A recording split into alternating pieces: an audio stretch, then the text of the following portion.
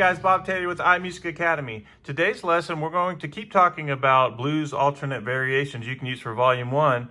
And we're going to take a look at one of the licks from Volume 1 and talk about how the eighth note pattern, 1 and 2 and 3 and 4, and it sounds like this.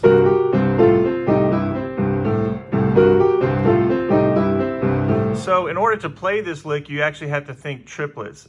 It feels good when you count 1 and then 2 and then 3 and then 4 and so like this. 1 and then 2 and then 3 and then 4. And in the left hand you have that eighth note pattern.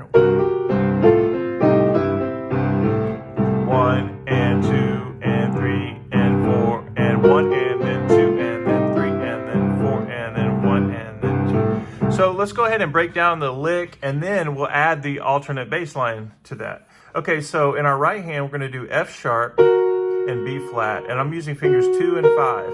And what I'm going to do next is hammer on while keeping the B flat on the top held down, and I do this 1 and then.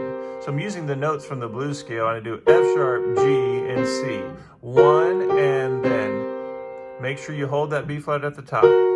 So that's 1 and then I'm going to go down to the 4 chord of the C blues, which is F, and I'm in the second inversion. So I do this 1 and then 2 and. So I'm using F and A with fingers 3 and 5. 1 and then 2 and. And notice that I'm hitting the C note again. 1 and then 2 and then. So I go to E flat and G there when I'm using fingers 2 and 4. 1 and then 2 and then 3 and. Notice that I slid off the black key to the white key. It's very important to use finger 2 there. 1 and then 2 and then 3 and then 4 and.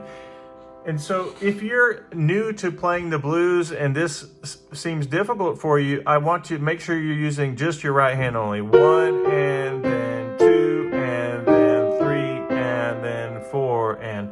And my left hand, I'm doing this right now. 1 and 2 and 3 and 4 and 1. And I'm using fingers 2 and 5, and then I use my thumb. Sometimes people play this, they use 5-1. And that's okay too, but I like the sound and I like the feel of 5 and 2 to 5-1. 1 and 2 and 3 and 4 and. The way you're going to lock this up is by counting in triplets. 1 and then 1 and then 2 and then.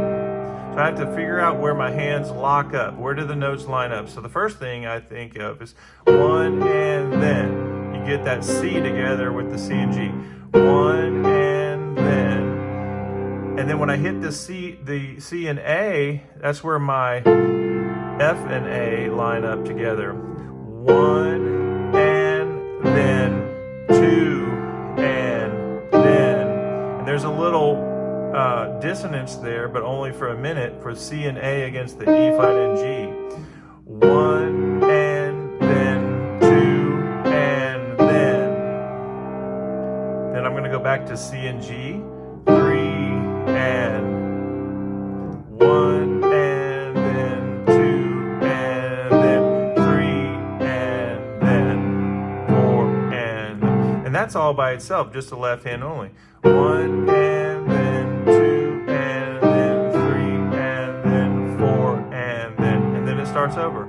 1 and then 2 and then 3 and then 4 and. So again, you want to get to where you're counting out loud. It's really important to be able to do that.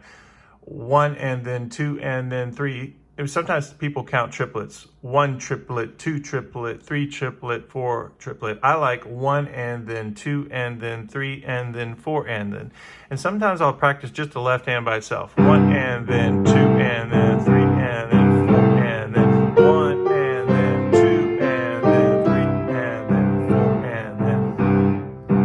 And I love slow practice. You guys know that the same way that I teach on all the videos is I want to make sure we break it down and make it as slow as possible so that you really get it. Okay, another thing that I want you to just pay attention to is notice where my hand is. I'm kind of up in the keys, and notice that my hand is already over all the notes. I have it spread out, 1, 2, 3, and 5, and I'm getting ready to play this. 1 and and then. So I'm not back here, I'm up into the keys. 1 and then. Keeping that B flat on the top. 1 and then 2 and then 3 and then 4 and then. Now I've had a lot of repetition on this is the reason I can play it without even really thinking about it. But I want you to break it down right hand and left hand and then put it together. Okay, so let's talk about that alternate bass line that we learned. So what we're going to do is play this line 1 and, let's see, 1 and then 2 and then 3 and then 4 and then.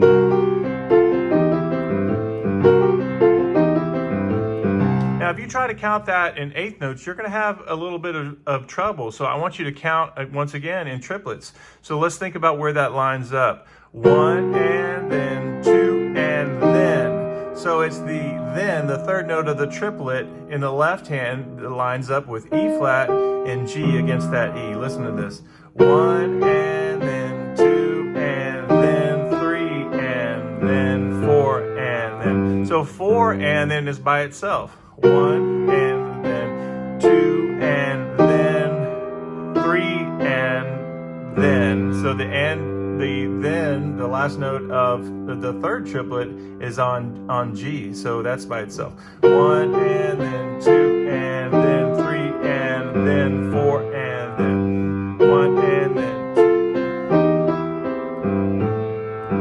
Try to count it in eighth notes, you're going to have trouble. But if you begin to learn how to count in triplets at times, it really helps you, especially when you have a triplet rhythm like we do in the right hand. So here we go. Let me do it a couple more times. 1 and then 2 and then